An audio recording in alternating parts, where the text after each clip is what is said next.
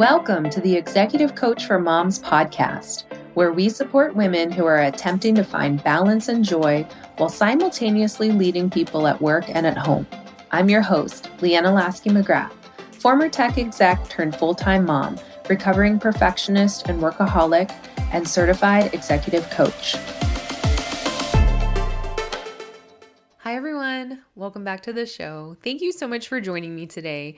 Here in January, I have been talking about goals for 2026 and working towards them and not getting thrown off track by them. And before I jump into what I want to share this week, I feel like I need to address the elephant in every room in America right now, which is what's happening in our country and the fact that every time you turn on the news, you learn about some new horrible things happening. And I think that as compassionate people who care about others, who are responsible for bringing up the next generation here in our country, and who are also people who want to be informed, you might need to be informed for your business. I think it makes total sense that our emotions get elevated when we witness terrible things happening in the world. So I don't know that there's a way to avoid that completely. I think that sometimes people will say, turn off the news, and that may work for you, but for me at least, that feels really kind of incongruent with one of my personal values of being a responsible citizen. So I have been having to learn how to stay informed without getting hijacked all day long. And so if you're in this boat, I just want to take a second and share with you, in case it's helpful, just something that I have learned before I get into what I want to talk about for today. So I think that one of the most important things as consumers of the news is that we regulate ourselves before we consume the news. Because let me tell you, if I have just put in a full day at work and then I'm making dinner for my family and then my daughter refuses to eat what I made, and I'm just feeling like I'm tired from the day and I'm hangry because I need to eat and I'm a little dysregulated after managing that whole meltdown with my daughter, then my nervous system is close to like its max capacity for regulation. And that is probably not the best time for me to pick up my phone and look at the news. I'm already activated and then I'm going to get even more activated. And that's going to throw me into a tailspin. So I just think that it's really important for us to be conscious about when we are consuming news and what kind of emotional and mental state we're in, how regulated we're feeling before we engage. Because if we're feeling dysregulated, then looking at the news is not going to help. And it's probably going to end up eating a lot more of your time and your energy than if you were to wait until you're in a regulated state, maybe after you've eaten and had a rest, to take in the news. So trust me, I have tried both. And I'm sure you have too. But what I'm really working on right now is just making sure to check in with myself before I pick up my phone and look at the news. And also choosing a worthy news source where I go and seek out my news rather than having notifications disrupting my day all day long and alerting me, because that doesn't set me up for success. I personally love Jessica Yellen's News Not Noise, and I highly recommend checking it out. And also, since the news is all over every kind of media and social media, I think one of the other things I've been working on is really trying to limit my social media consumption. And I actually took the apps off my phone so that I don't just start mindlessly scrolling, just like pick up my phone without thinking and scrolling through. But I actually have to like make a conscious choice to go and sit down at my computer and open up the thing and look at it. And when that's the case, when I have to like make a choice to do it, then I'm going to check in with myself. I'm going to make sure that mentally and emotionally I feel prepared to learn about what's happened for the day. Okay, so I just wanted to share that because I feel like I've been talking about achieving our goals. And I think for some people, especially those who are directly impacted, like those close to Minneapolis or activists, are probably feeling like, yeah, I can't even think about that right now. There's too much happening in the world for me to really focus on myself and my goals. And it's interesting because I've been talking about the January reset, and I've been talking about how to get back on track whenever you get knocked off track from your goals because life throws you curveballs or things kind of pull you out. And I had really meant like our kids get sick or you get sick or one of your employees unexpectedly gives their notice, or kind of like the everyday things that happen that can throw us off track. But actually, I realized that what I'm teaching about not letting things throw you off the path of getting to your goals, those skills are actually extremely applicable right now with everything happening in the world.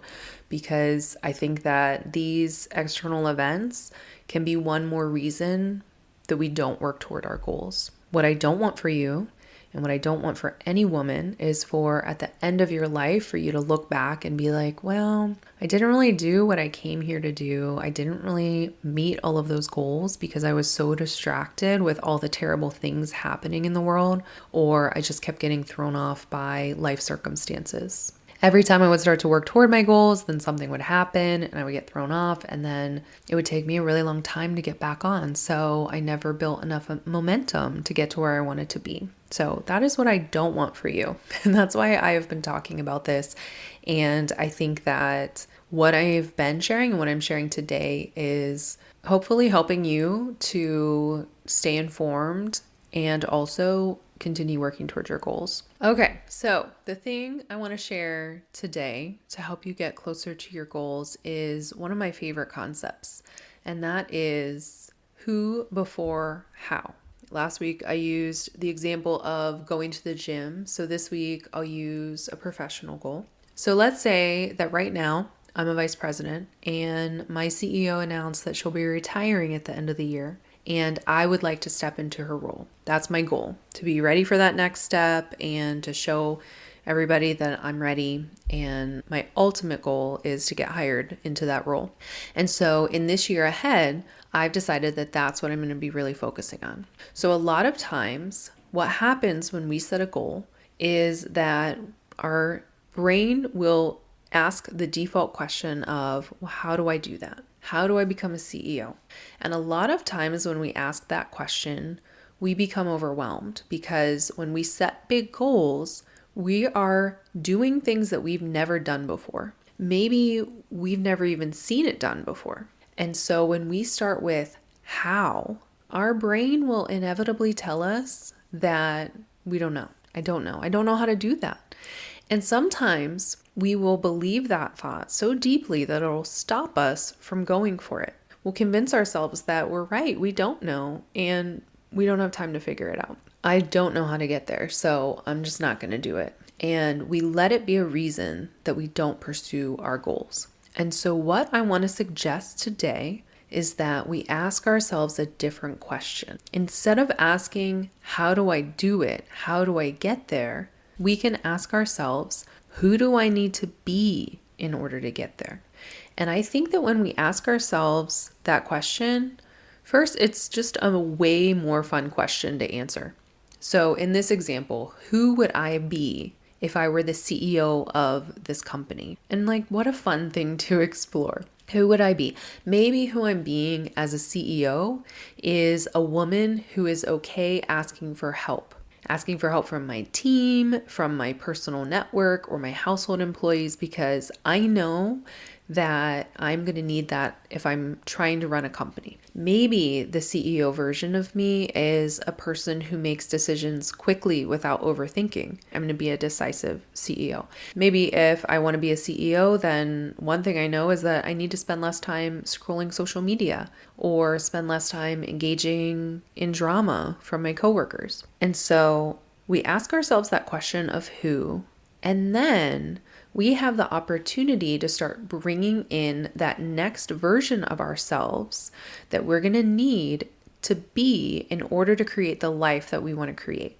The future version of you is created today. So, yes, we have a goal that's in the future, but the only control over the future that we have is in the decisions that we make today, right now. So it's about bringing that goal into our lives today and acting as if. Instead of working toward the goal, really embodying that person that we want to be and bringing that person into our lives right now and starting to create it right now today, so that whenever we make a decision, whenever we take an action, we are doing it as that next version of ourselves. And that's how we get closer and closer to becoming her. So in my examples of who I want to be as a CEO, if I know that that version of me is spending less time overthinking and is making more efficient decisions, then if I have a decision to make, I can look at that and say, what if I brought in my CEO energy? What if I brought in that person that I want to be? How would I approach this decision differently? Maybe I recognize that I can't do everything on my own today. Then maybe I can say, who is the CEO version of me who is going to be okay asking for help and knowing that that is important and that there's nothing wrong with it. So that is how we can start to bring in that new version of ourselves. I always tell my daughter one of the things that I love about motherhood is the fact that I get to meet so many different versions of her. I got to meet the little baby version and the toddler version and the preschool version, and now I'm getting to know the grade school version of her. And of course, I always want to stay in each version forever. And also, I am so excited to get to meet all of the future versions of her that will exist. And I think it's so cool to see because kids grow and change at such a rapid pace.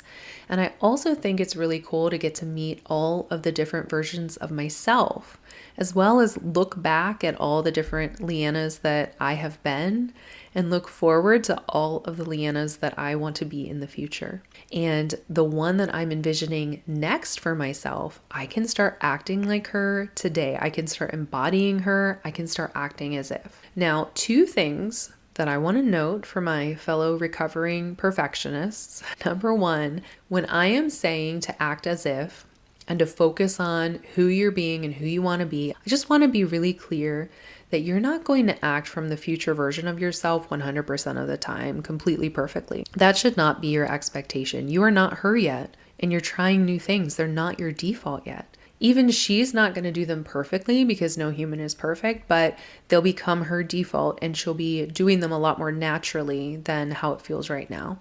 But anytime you're starting something new or you're trying to act in a different way or rewire your default patterns, of course, it's not going to be perfect. And so that's one thing. And then the second thing is a lot of times when we imagine the future, what happens is that we imagine perfect circumstances.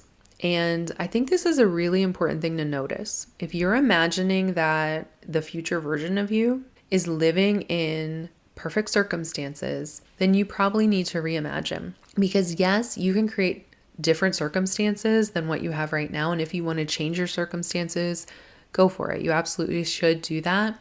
But also, there are going to continue to be bad things happening in the world. And there are going to continue to be challenging life circumstances, even when you're that new version of yourself. Like in the VP to CEO example, when you take over as CEO, the company is not going to suddenly become easy and perfect and all of your competitors are just like, oh, we bow down to you and you can buy us at a low cost. No, but you can become someone who's strong enough to handle the obstacles and challenges and to handle the next version of those. And so I think sometimes what we try and do is we imagine that we'll suddenly have perfect circumstances. But what I want to invite you to do instead is to imagine that you are the version of you who can handle any circumstance.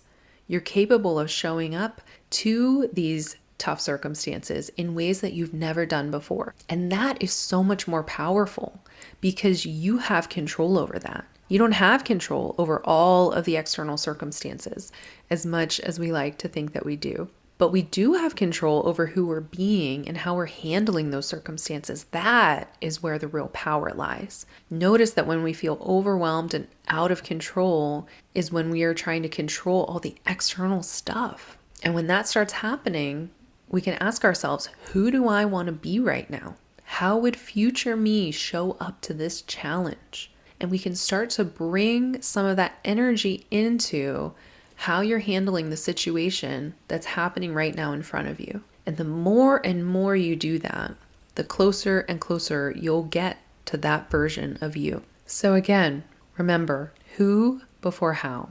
Who do you want the next version of yourself to be?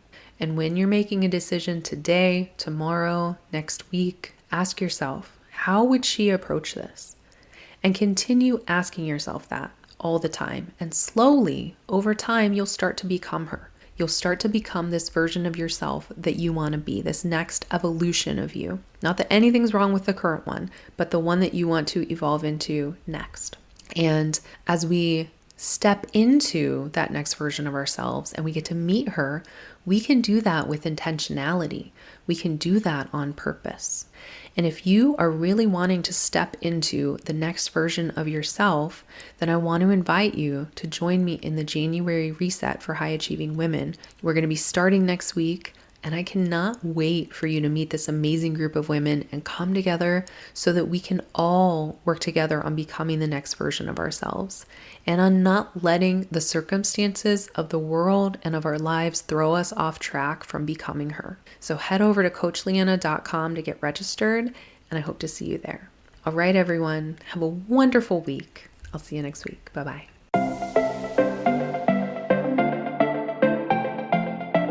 If you're loving what you're learning on this podcast, I'd love to invite you to check out the Executive Mom Reset.